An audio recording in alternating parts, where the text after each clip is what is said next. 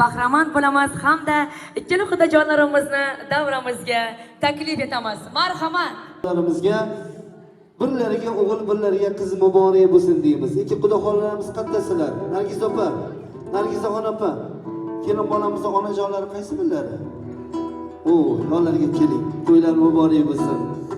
Havas qilib qarshi joylar hammaning xonadoni mana shunday go'zal to'ylar bo'lsin. Shu bois ekan bugun Samandarjonni ham qalblari to'lib, mehribon onajonimni kechalari tunlari bergan oqsilariga ozginada bo'lsa-da ko'ngillardan joy olsam deb bugun mehribon onajonlarimizga yangi niyat, yangi qadamlar bilan bosib kelgan xonadonimizni azizgina mehmonib kelgan kelin bolamizning onajonlariga ham to'ylar muborak bo'lsin deya ikki farzandli yurak tubidagi eng go'zal niyat, ya'ni jannatim mehribonim onam degan go'zal sovg'alarini birgalikda gulduros qarsagilar bilan arg'umon etamiz. To'ylar muborak bo'lsin. Yo'q, sizni borligingiz unutdim,